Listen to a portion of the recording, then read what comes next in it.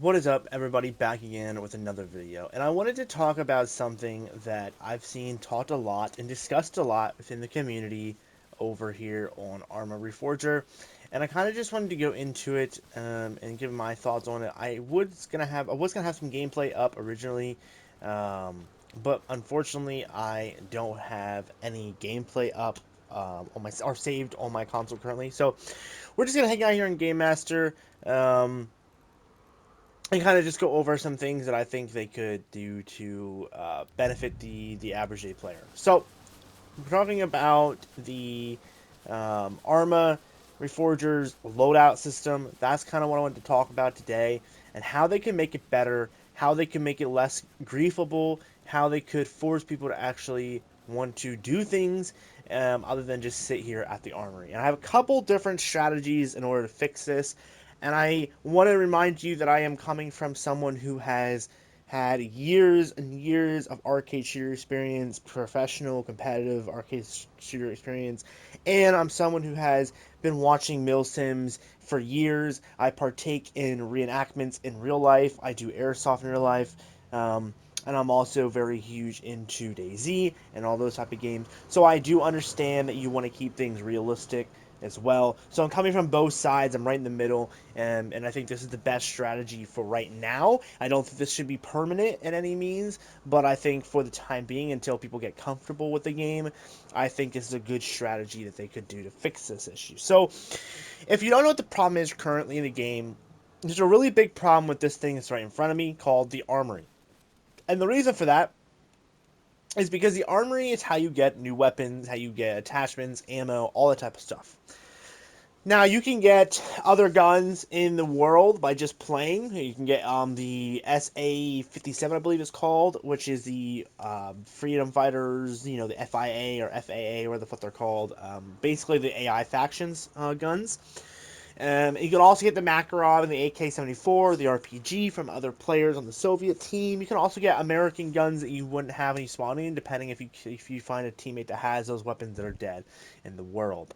You also scavenge ammo, medical supplies, all that stuff from vehicles as well as from the dead bodies of people you kill or teammates that die. But there is some things that are locked behind the arsenal that you have no access to unless someone drops it for you or you find them with an attachment on their weapon, and that is the attachments. The attachments are locked behind the armory. If you want things like a red dot or a suppressor, unless you find a gun with those attachments already on, or you manage to kill someone or find a teammate that said that somehow managed to has a spare attachment in their inventory, you do not have access to those attachments.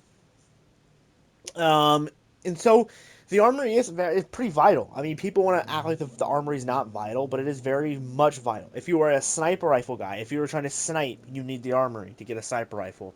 If you want to be a light machine gunner, an M249 or M60, you need the arsenal. If you want to start becoming a full-time grenadier, which is using the law in the 40 mic on the M16s, you're going to need an armory. If you need ammo for your big helicopters or your Humvees, you're going to need an armory. So they're very necessary. They're not something that is not necessary. So anyone out here thinking that's not necessary, you're just plain wrong. It is absolutely, positively necessary in some capacity. Now, what happens in multiplayer is a lot of people will camp these arsenals and they will just continuously buy things. Now, in terms of playability, I don't get mad at them people because I understand where they're coming from. When I make my kits, I've got it down to a science, the kits that I run. And so when I load in, I know exactly what I'm buying, how much of what I'm buying, so it's very quick. But obviously, if you're someone who wants to switch your kit around and run something that you're enjoyed and having fun looking at, then sure, spending a little bit of time at the arsenal, they're going to do that for the perfect kit. And for those out there that like to argue you don't need a kit to play the game, you are partially correct, but you are largely incorrect. I have said this myself in times of frustration, and I have now thought back on those comments and I realized how wrong I was. Okay? Because in real life, it is actually more likely to spend a lot of time on your kit. You ask any even slightly high command, Marine or Army or Air Force or any of those guys, SEAL teams, Delta Forces, your MACV SOGs, your standard infantry, your standard privates are going to spend a lot of time on their kits. You can literally go back and watch all these military veteran YouTubers who discuss military stuff, and they will themselves have videos talking about their kits and what they would have ran overseas, right? These are something that you have to take serious, right? When you are playing especially if you're playing a milsim game like this is all about being realistic and being as accurate as possible. You would be caring about your kit, where things are, how things are placed, what you're carrying, how much of everything you're carrying, and what you don't need to carry. And so players basically doing that in the game should not be harassed. There is a limit to that though, because at the other end of the argument, there is kids who are doing this on purpose to waste materials, and there are people who are just buying things. Like if I sit here and I buy two M16s, well, that's a waste of resources now. Now I have two M16s. I don't need two M16s. And so that is a waste of resources. So it's important to know the difference between the two and make sure you're working with those people. Now, how do we fix it? How does Arma fix it from here? Well, there's a couple different strategies. The first and largest one that I don't like is remove the arsenal feature and just have weapons um, available at locations. So having arsenals, like having explosive grenade M16s just spawn on a wall somewhere or on a gun rack somewhere at a base every time you capture it, and having like three versions of every gun respawn every so often at a base, so you can just grab a gun and go. I don't like that. I think it's dumb. That feels like a Daisy's Trader situation where it just kind of loses this vibe. Second option, which is a doable option, but I think would hurt the long term of the game, is get rid of arsenals and or increase the amount of resources it requires for weapons, um, or have it be set where you could only buy a X amount of items per life at an arsenal. So you might only be able to buy 30 things at an arsenal at a single life instead of it be instead of infinite like it is now, right? There's no limit to how much you can buy. It's only what you can carry. But imagine if there was a limit, so you could only buy 30 items, so you have to choose between 10, 15 mags, or getting more attachments and stuff. And this would be tied to a life. So I am not a fan of that, but it could theoretically work. My other two, maybe three big ways of fixing it, I like the most. The first one is going to be to just let people spawn in with let do arsenals in the loadout menu, and so people when they spawn in they already have their kit, kind of like a Call of Duty or Battlefield situation where you can predetermine your class. It is let people choose from three builds, so I can have like an automatic rifleman build, an LMG build, and a sniper build, and let me just spawn in with the equipment, and then just have a set number of resources for when I spawn in.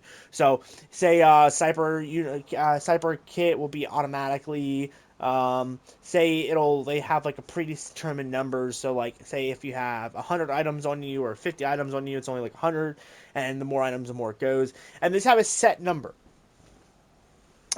Keep things that are free, so like mags, having a ton of mags would be free on your character, but have things that cost the supplies stay the same.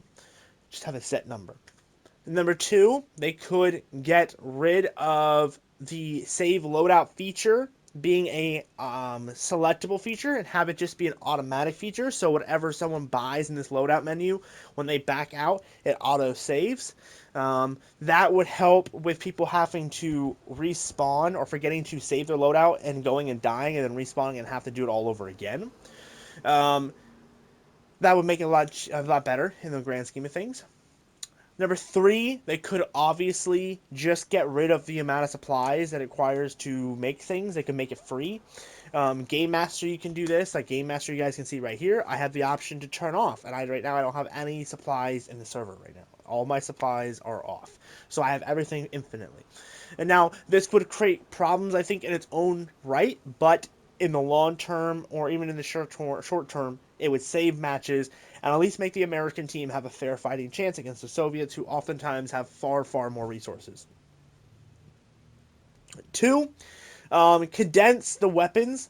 So I want more guns in the game, but I don't like how there's three of each kind as its own separate weapon. They need to just combine them, and when you click on the M16, give that person the option to choose a camoed green or black version.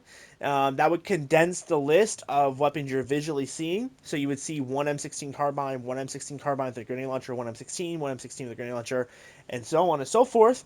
And that would allow people to not have to take as long to choose of which guns, or buy a gun and look at it and be like, I don't like this gun, it's trash, and then go and buy another gun and waste resources, because the guns are probably what the most expensive things on the list. If you buy a bunch of M249s or a bunch of snipers or a bunch of M16s, those cost a lot more.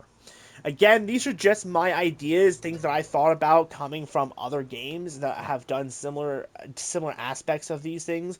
Hell Let Loose does have a loadout system kind of similar to that, where it's each character, now that's tied to a character, so certain characters, certain guns. But they have a loadout system where you spawn in with a set amount of gear, and that works for the most part, other than the fact that you're stuck with certain weapons. But I think with the Arma's ability to have whatever weapons you choose, but allowing them to spawn in with a kit that's predetermined, or even make their own kit, save it to the main menu, so they don't have to do that every server, and every time they respawn, they don't have to make a loadout. I think that's a great idea.